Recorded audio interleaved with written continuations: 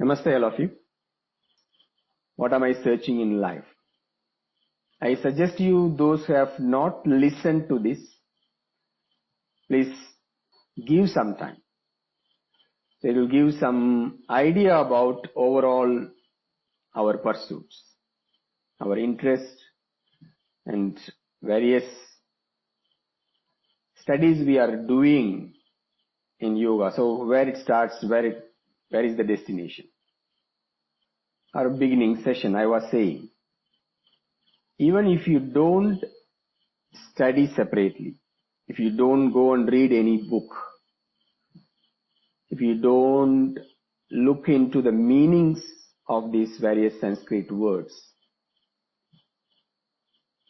different masters' name, their teachings, different books which explained about this subject. If you give full attention to listen, consistently if you listen, again if you get one more time during the weekdays, just listen. And in that way, you may not understand everything completely, or you may not doubt or question at that moment. But when we see later, when you listen again, probably it will take you into different thought process. So with this contemplation, so you listen, it will give some idea, or it will give some questions, or it will clear some doubts. And if you bring that into your thought process, and whenever we encounter in daily life, and if you are able to relate that experience, then the understanding will be immediate. The knowledge will be immediate. A lot of time we do yogasana practice. Most of you, I know, you have been practicing for many years. What generally, when I looked into many practitioners, what is generally lacking is bring that practice into daily life application. Generally, they separate what you practice on the mat and how do you live. Here, not only during pranayama and meditation, even this weekend sessions also, it is about our daily experience, how we relate with ourselves and others. So, with this exploration, if you are able to connect with your daily life experience, that's where the transformation will take place. Also, there is a direct connection with meditation practice, pranayama practice, as well as this question about life, this exploration about philosophy, these various stories of many masters. The story may be thousands of years back, or maybe very recent. The explanation given from the recent masters or legendary masters. But how we are going to look into with the current experience, the life we are living now. And a lot of practitioners, that's what missing. We are trying to recreate the experience which happened at different time for different people. So what we need to look into here is the constant change. If we give some time to look into, we already able to get the answer for many questions. You can see that one of the important or the main thing is nothing but this evolution, this constant change. Everything constantly changing, evolving and moving. Our thought process also, the way we are understanding things.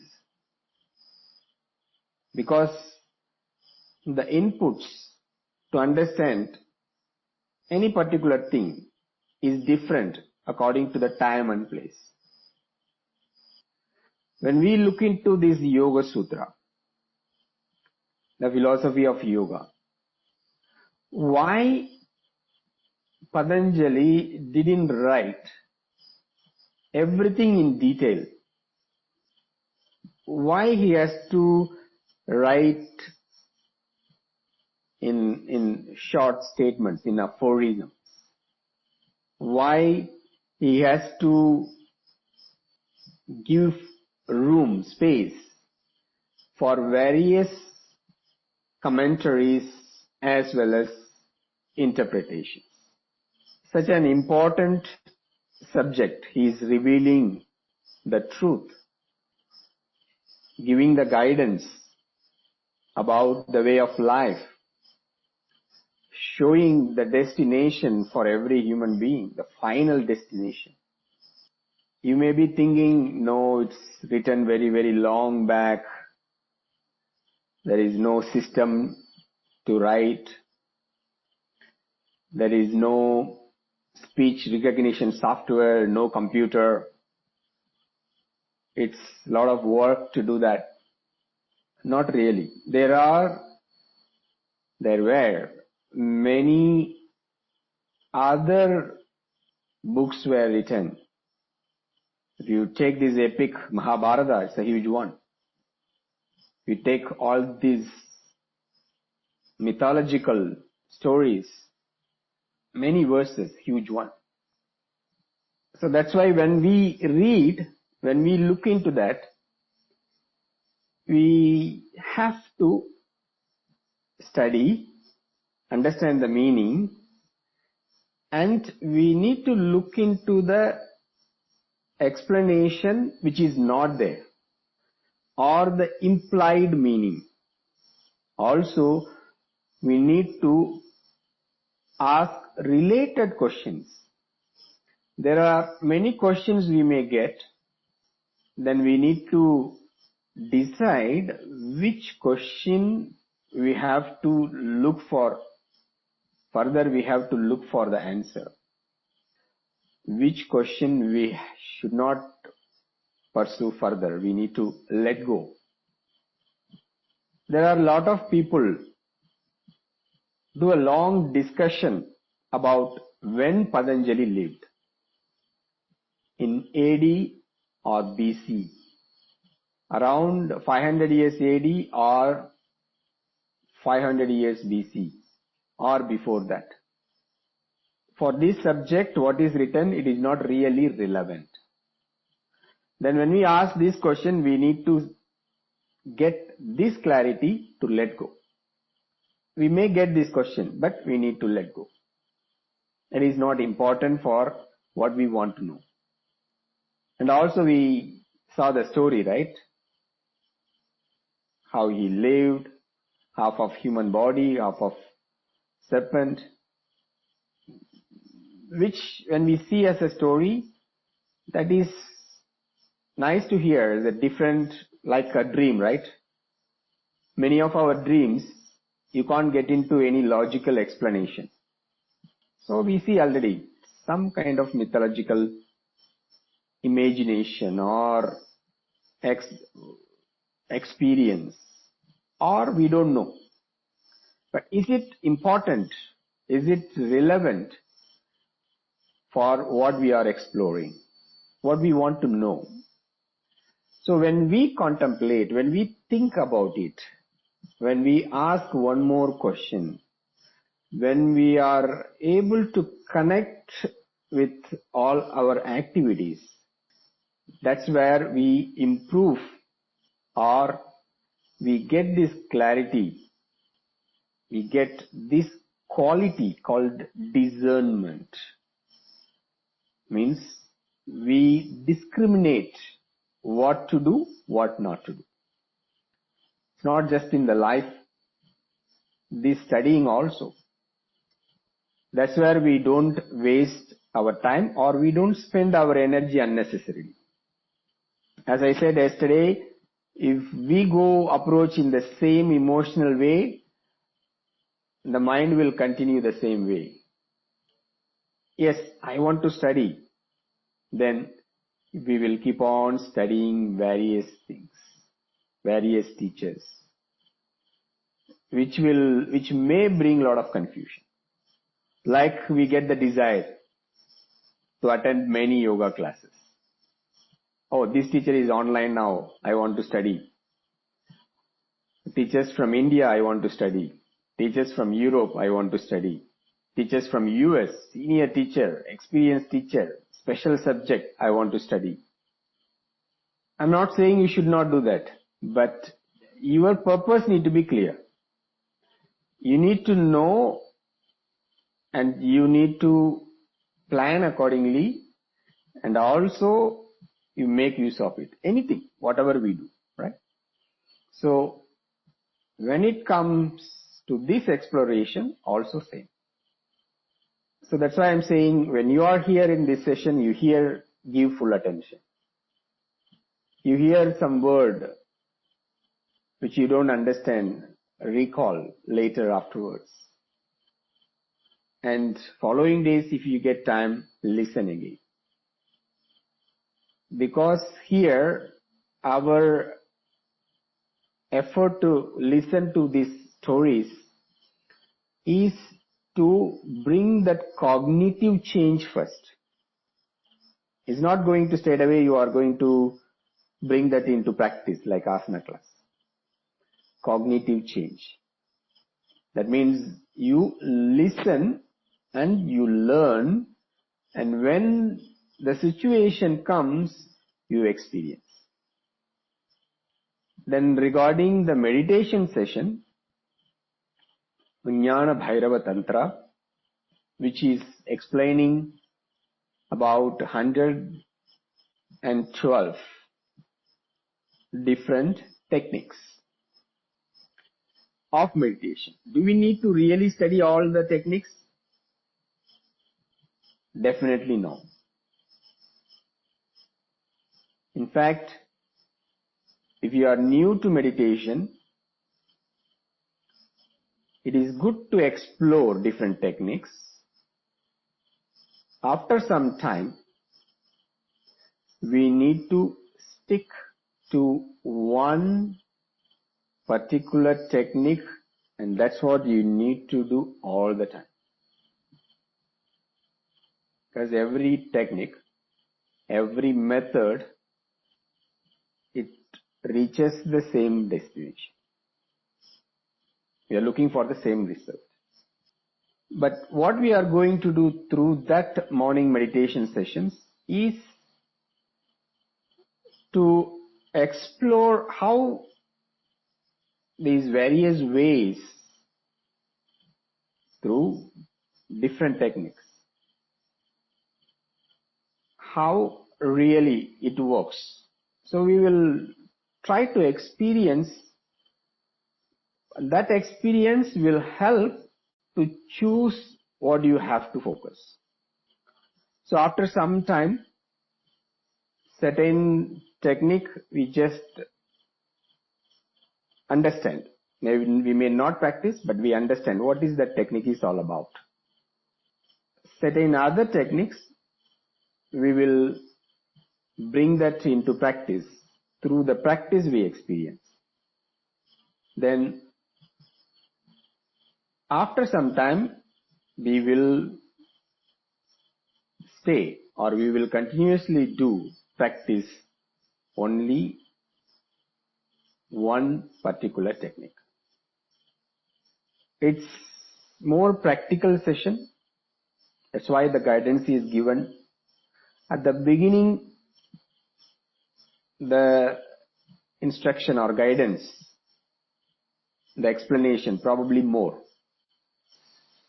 Because the explanation is required at the beginning to understand. As we continue the practice, then you know already, as we have gone through that, you know. Then the guidance will be less. That means what I'm asking you to do will be less. Very quickly we can get into, then it becomes more of a group meditation. Pranayama session, we take time to explore various techniques.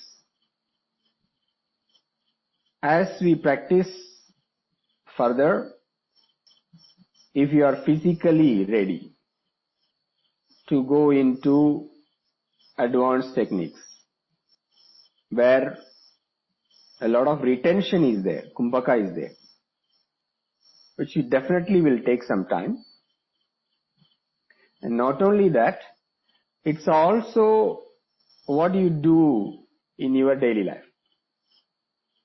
Then I will make it clear, if your daily life is not supporting your pranayama practice, you don't venture into this kind of technique. A simple technique itself will reveal the other dimension of ourselves, will help to bring this transformation. As we have a mixed group of students, many teachers are here, many long-time practitioners are here, also beginners. So the whole practice will go from the scratch, from the basics, and slowly, gradually, we will go to the next stages. And after some time, we can connect both. Means,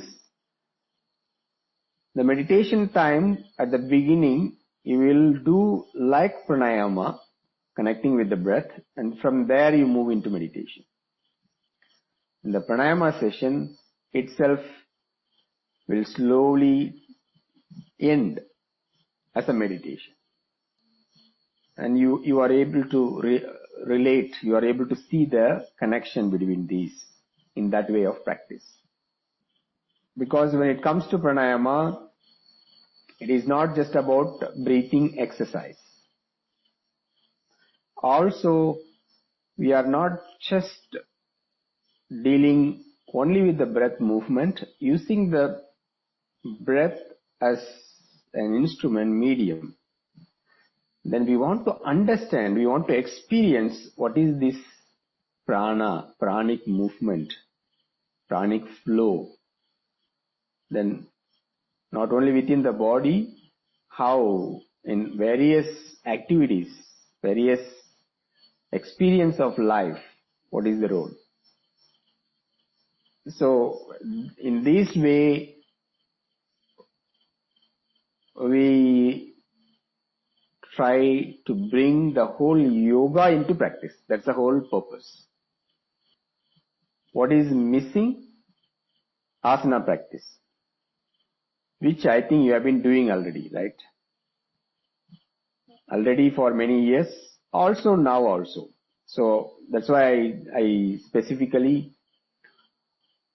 don't want to do anything now. But one thing which is very much helpful for the teachers, mainly, is about using the props, how to use in various ways. Other thing is also taking one asana and going into the details of everything, which can be a reference. So if necessary, we will start after some time. For now, let us focus on these things. Okay. So now I have one question here. If you have any other questions, you please add here. Meditation, yoga nidra, pranayama, everything has direct connection. is only a technique. You can do a pranayama as a meditation. You do just ujjayi, a particular observation of that particular stage of ujjayi. That itself will become as a meditation. And also, meditation have various stages. You start with dharana, where you are giving the attention, focus. We are entering into meditation with that vikshipta mind, distracted, occasionally focused. What we are aiming there, to go to ekakra mind, that one-pointed mind. That's where we are moving into dharana. And when we use, say, yoga nidra is not for relaxation. Because generally they hear this word, nidra. What is nidra? Sleep. What is sleep? Sleep, you get relaxation. So, I want to relax, okay, I do yoga nidra. No, it is actually other way. You are consciously getting into a state like sleep, which is nothing but samadhi. You may not get that samadhi, but as we are related with the physical, physiological aspect first, that means you don't straight away go into the mind plane. In yoga nidra, we start first with the physical plane. Then you move from there, physiological, sensory, pranic. That itself can be done as a meditation. Depends on how do you do that. So it's all interconnected. That's why the more we practice, the more you experience, you understand easily. Then these words, it's okay, it is not an issue. That is why when we are doing asana practice, we don't just do only in one way. Means the same asana practice can be done flow based, can be done in a very passive way, can be done very dynamic way, can be done even like yoga nidra. So based on the requirement, then when we practice, already we are bringing these other aspects, pranayama aspect, where you synchronize the breath as well as the movement. Meditation aspect, where you are not just looking into your arm, you are specifically looking into a particular point, space within your arm. There, you don't relate only to the physical movement. From there, you go to the energetic movement. That's where your asana practice itself become a meditative practice. Now, what else we need to do? We don't limit this way of observation only during asana practice or only during pranayama meditation practice. Bring that mindfulness in every action. It may not happen straight away because our emotions will overpower. So, we see the relationship of this practice into various activities of daily life. And that's where the whole practice, whatever we are doing, you don't see it separate than life. Life itself. Because this practice is nothing but about a better physical condition, better breathing condition, better state of mind. That's what further we are going to study. Yogas chitta virutti nirodha. Then we will see what is mind, why it is, all those things. So when we are able to see the connection here with the way we are thinking, anything it may be, with the way we are living the life, then this practice, we don't keep it something separate than the life. And that's how we are going also. That's the direction we are looking forward. I hope you get the clarity or idea about how we are planning of our future activities in coming weeks. Now, the time what we have, I look into these two questions. This question, if you have any other question on morning practice, please let me know. Detachment or renunciation is protecting the practitioner from the forces that will take him or her on an outward burst towards sense objects again, and will help him towards the inner journey. So what is renunciation and how do we practice this in daily life? It's very simple. When you are clear that you are experiencing the pain, do we ask this question, how to renunciate this pain? See, that is the beauty of life. Our life is like that.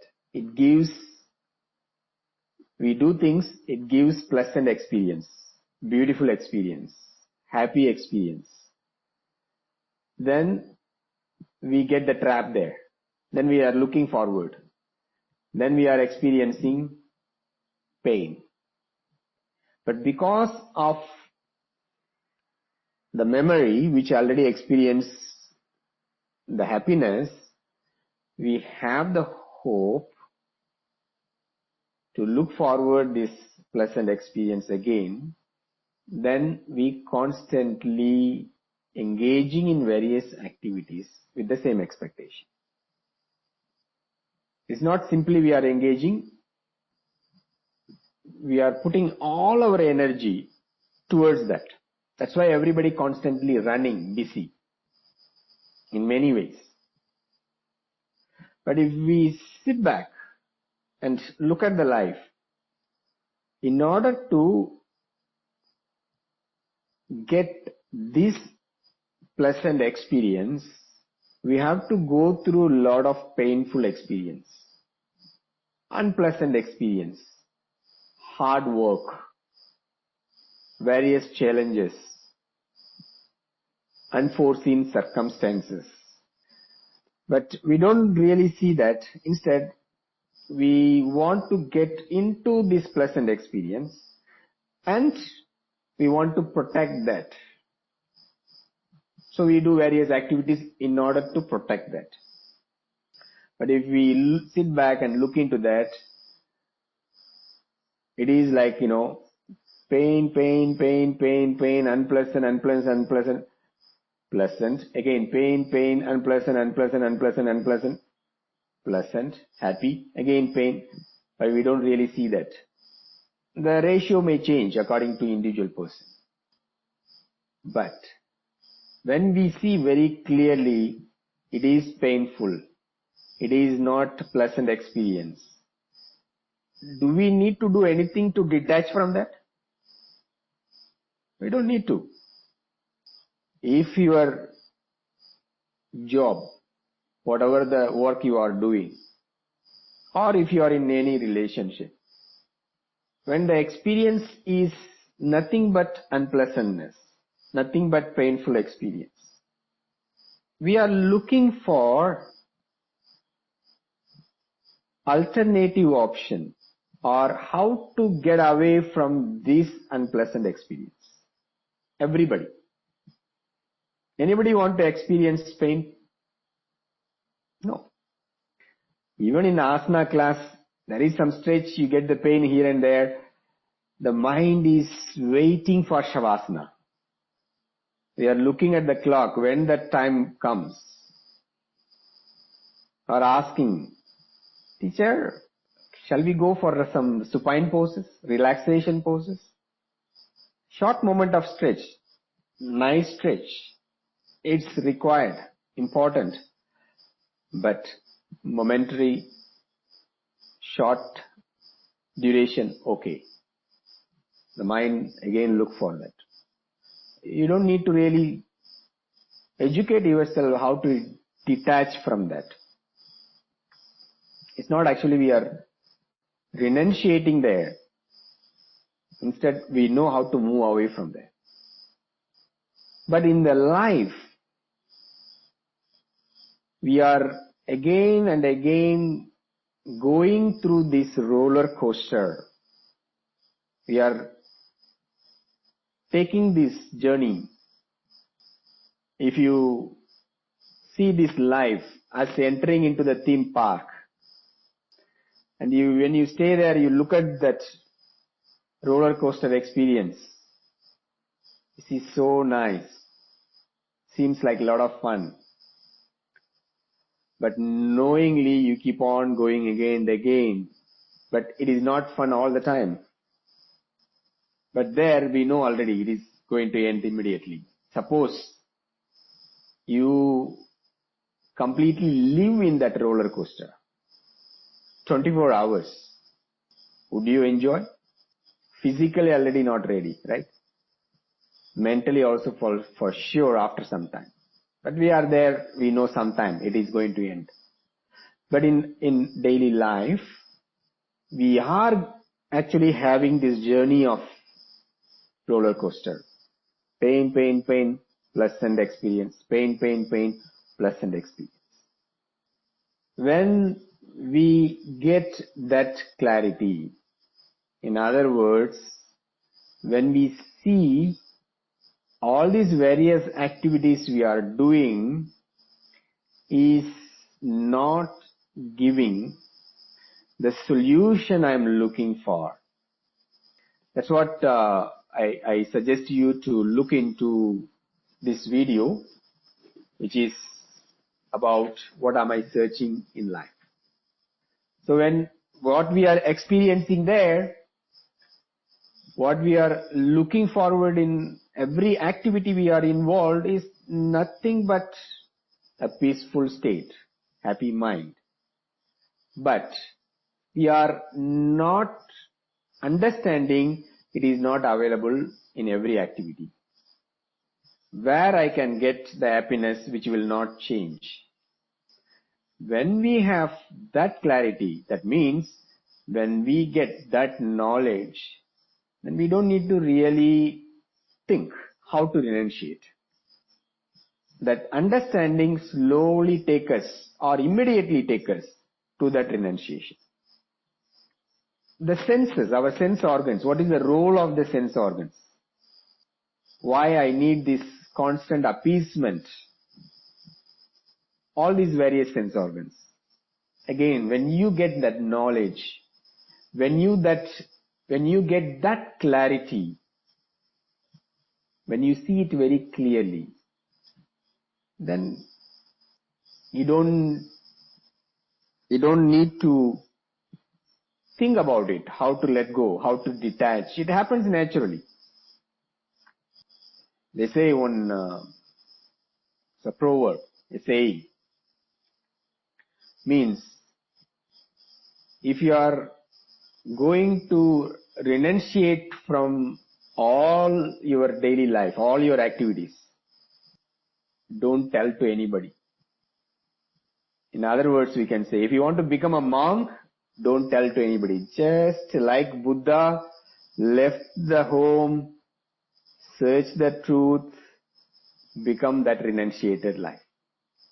I'm not saying you should do that, but it happens naturally. Why? Because the clarity and also the urge for the truth. People get away from relationships. Why? It doesn't gel together. The interest is not going in the same direction.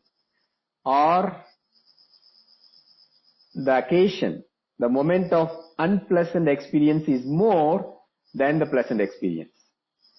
If occasionally unhappy moments, people tolerate.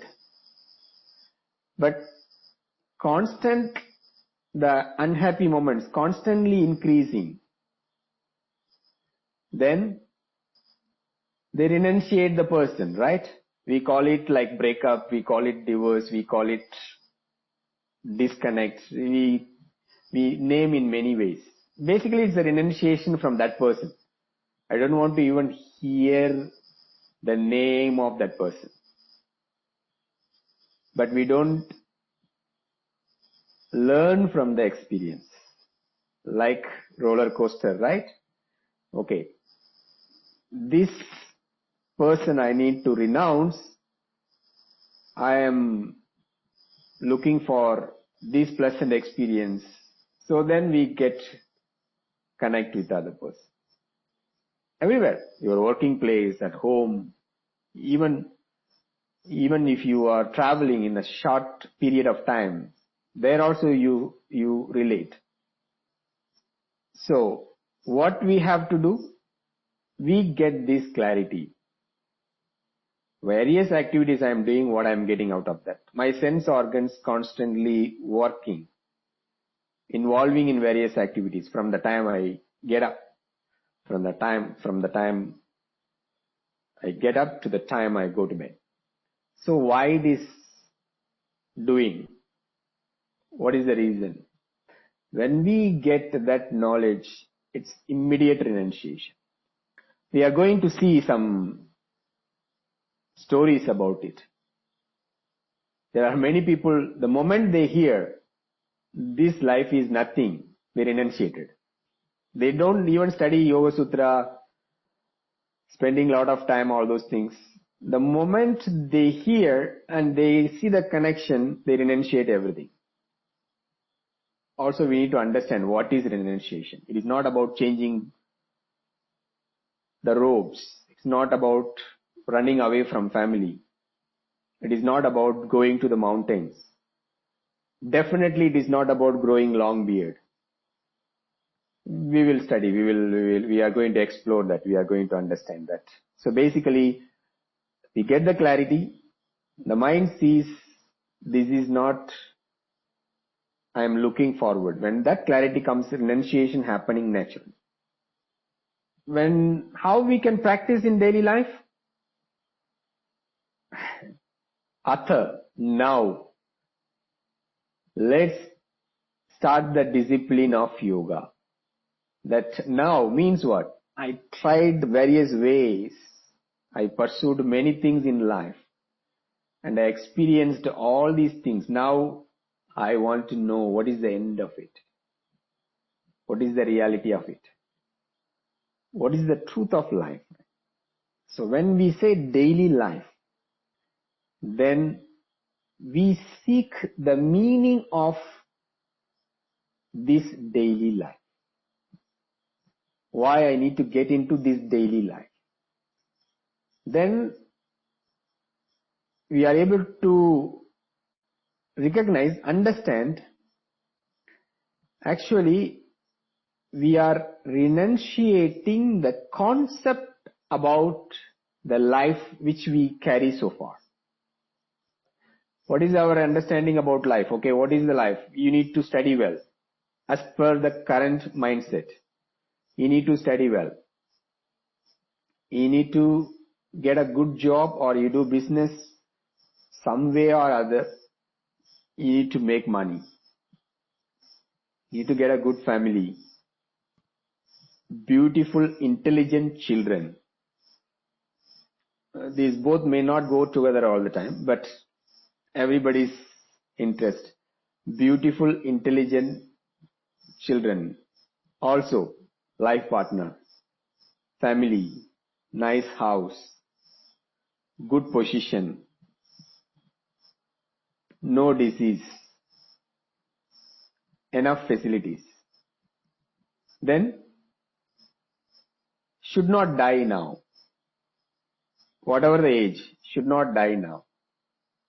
No death. Or I have to postpone. Or still I have to protect. If you see that this is our daily life. If we don't ask this question, why we are here? What is happening after death? Or why I am experiencing this unpleasant experience, painful experience now and then? Or continuously? Or why it is happening to me? And we don't ask these questions. This is a typical life for everybody, from wherever you are, whichever the country. It becomes all globalized. Right now, we are living in this global culture. This is life. If we don't have this question, what is the reality, then we don't really question this life. This is the normal life. Because millions of people living this way only. That is what their expectation. But if you ask this question, why I am here, what happens after death? Most of the people will, what happened to you? You are talking weird. You are so abnormal. So the definition of life is different. So now, if you see this reality of daily life, then the definition is different. It will change. Then there is no question of daily life. There is no question of this so-called life. Then the way we see the life is through different perception. Concept will change. Reality transforming into a different dimension. And we get the clarity, the happiness doesn't come from outside.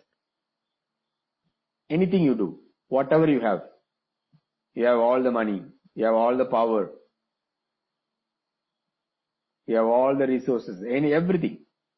But you get the clarity already, experience already, happiness not from outside. Then our purpose, our direction, our perception, everything is different afterwards. Then the application, what we say daily life also will be different. That's what we are going to see further.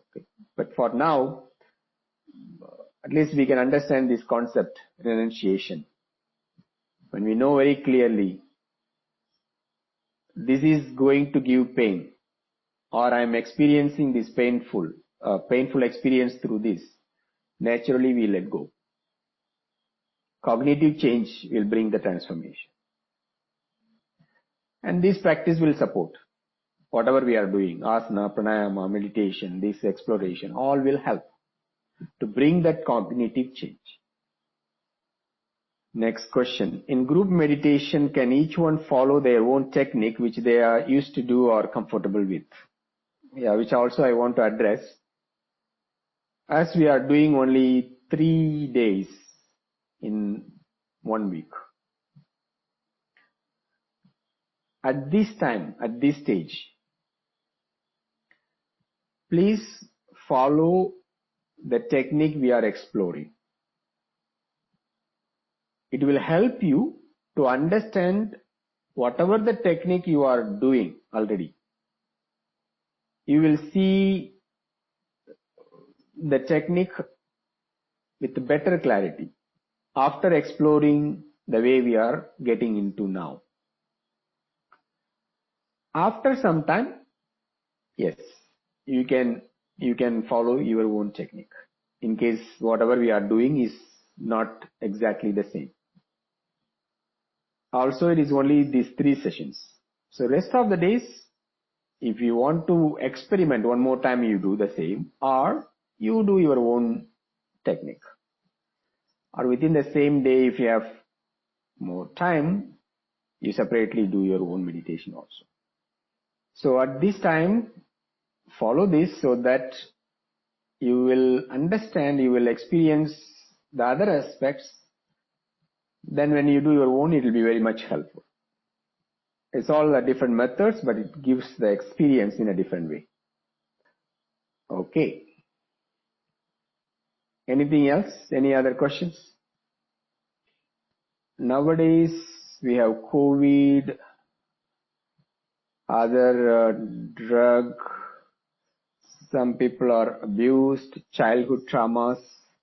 How should we see those experiences in our spiritual pursuit to balance? Every experience, any kind of experience, you can directly translate. Basically, basically it's about when we are experiencing all these unpleasant, right? Because of COVID and effects of that. Also some our own past experiences. It may from childhood. Different kind of traumas. Right? So how we should see those experiences in this pursuit, spiritual pursuit? Is it vikshipta? It is not vikshipta. It is not distracted and you are focusing here. It is your own experience now, for now. But what we need to understand is every experience is momentary, which because of the way we brought up, because of the way we have been thinking, because of the way we approach the life, we don't see that. We continuously carrying that. It's like the garbage. Every day we are collecting at home. We are not throwing. We are carrying it. Not only unpleasant experience, pleasant experience also. Happy moments, carrying. Definitely unpleasant experience, carrying. When we realize this is momentary and this I need to relate with this moment from the past moment. When we are able to recognize that, then we are able to let go that. We are able to move away from that. And also, there is no different life. People say spiritual life. And this is not non-spiritual life. If you see a bigger perspective, there is no difference. A person completely enjoying this materialistic life or pursuing the so-called worldly life, it is also in a way to prepare to go into this so-called spiritual life. Then we will understand there is only one pursuit, only one life. Just the perception only will change. So why we carry that experience? That's what we are going to explore. Okay, we'll see that. One more question. This will be the last question. How to bring activity, yoga's life, all these activity, yoga life activity, to non-yoga life, which is other thing, whatever you are doing, and non-yoga's life to yoga's life. So, which is the same? That's what the previous question, right? Spiritual life.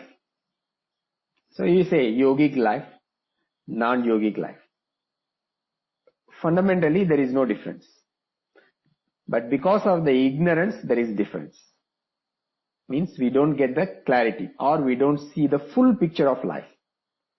We see only very partial way. We are looking into the life in a very partial way. So whatever the life, whatever you are doing, whatever kind of life, when we move away from this partial way of looking, a complete way of looking, or the bigger perspective, then you are able to see the connection. Then there is no difference. That's why I'm saying what we are doing on the mat, even it may be yogasana, you can bring that application in other activities you do in life. Any activity.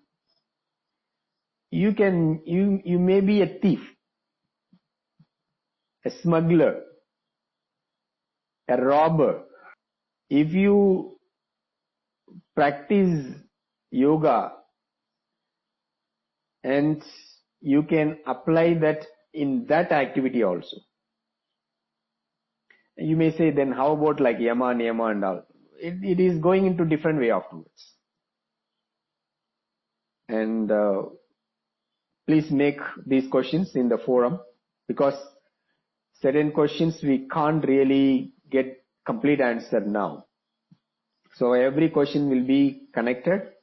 Then along the way as we explore, then we are able to identify and also understand the relationship of that. We can see that through this exploration, through this contemplation. Then we will see there is no different life, only one life. Not only now, forever, only one life. We'll see that. Thank you all. Namaste.